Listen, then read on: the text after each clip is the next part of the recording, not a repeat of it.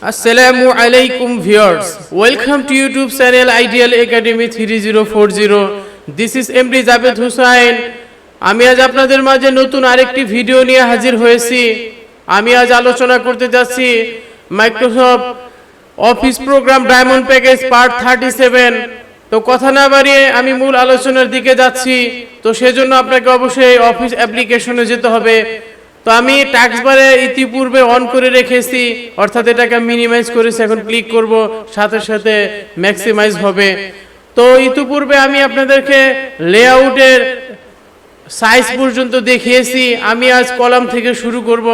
তো কলাম অর্থ হচ্ছে সারি, অর্থাৎ যেটা কিনা হচ্ছে ভার্টিক্যাল, অর্থাৎ উপর থেকে নিচে যেটা আসবে সেটা হচ্ছে কলাম অর্থ সারি। তো আমরা অনেক সময় অনেক সারি সারি অনেক কাজ করি। আর আপনারা অবশ্যই নিউজ পেপারে দেখতে পান, সেখানে অসংখ্য কলাম রয়েছে, আর এক এক কলামে এক এক ধরনের নিউজ রয়েছে। তো আমরা আমাদের প্রয়োজন অনুসারে একটা পেজকে অসংখ্য কলামে ভাগ করতে পারবো। তো আমি সর্বপ্রথম কলামে ক্লিক করেছি। তো বুঝতেই পারছেন প্রথমে আছে ওয়ান কলাম, অর্থাৎ আমি যাই লিখবো টোটালটাই এক কলামেই হবে।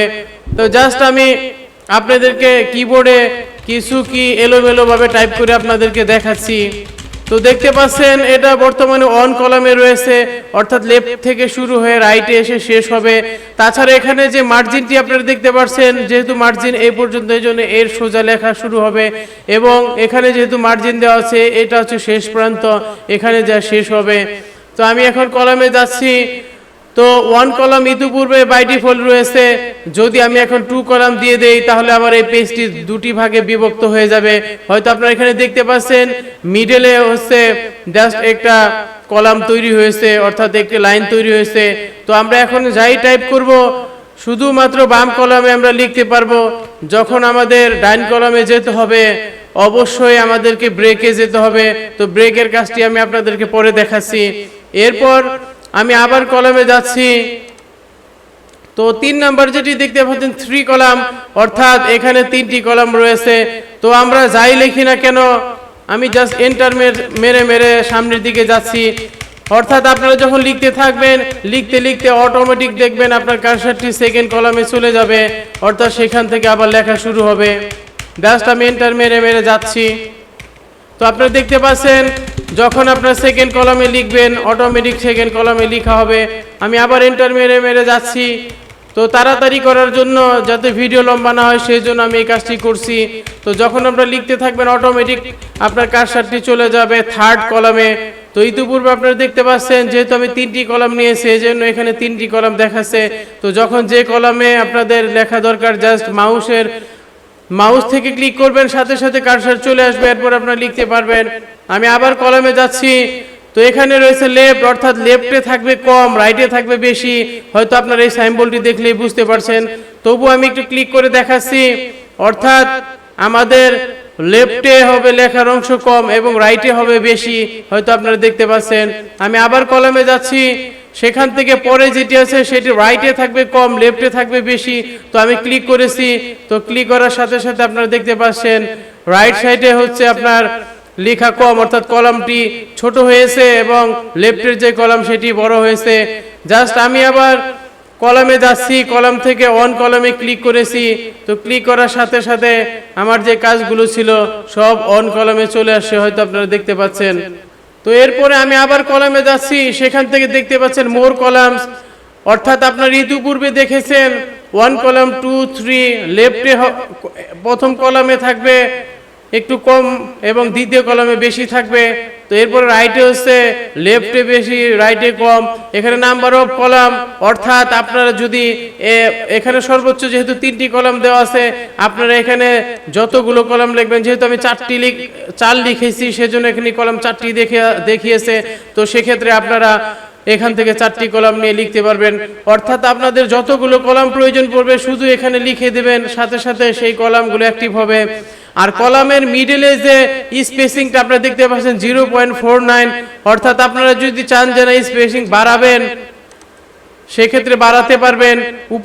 উপরের পয়েন্টে ক্লিক করলে বাড়বে, আর নিচের পয়েন্টে যদি ক্লিক করেন তাহলে আমাদের যে গ্যাপ অর্থাৎ স্পেসটা আছে সেটা কমবে। তো যাই হোক, আপনারা আপনাদের মতো করে নিয়ে নেবেন। আর এখানে যে ওয়াইড আছে সেই ওয়াইড আপনি ইচ্ছা করলে বাড়াতেও পারবেন, কমাতেও পারবেন। তো আমি জাস্ট এখানে আমি 1 কলাম নিয়ে ওকে ক্লিক করব, তো আবার পূর্বের অবস্থানে ফিরে আসবে। তো এরপরে হচ্ছে ব্রেক। তো আমার কার্সারটি বর্তমানে প্রথম পেজে রয়েছে, তো আমি প্রথমে ব্রেকে যাব। যদি আপনারা পেজ ব্রেকে ক্লিক করেন সাথে সাথে কার্সারটি আপনার পরবর্তী পেজে চলে যাবে।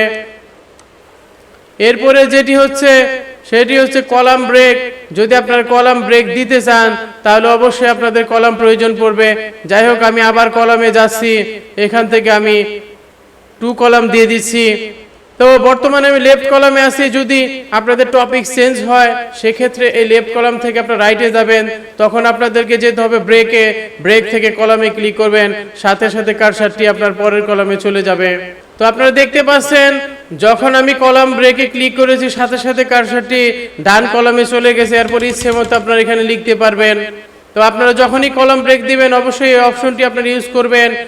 এরপরে হচ্ছে টেক্সট র্যাপিং ব্রেক, অর্থাৎ আপনারা যখন সাপোজ আমি এখানে কার্সারটি রেখে এন্টারে ক্লিক করেছি, ক্লিক করার সাথে সাথে যেখানে কার্সারটি ছিল সেখান থেকে পরবর্তী লাইন চলে আসে। তো টেক্সট র্যাপিং ব্রেক আর এন্টার একই কথা।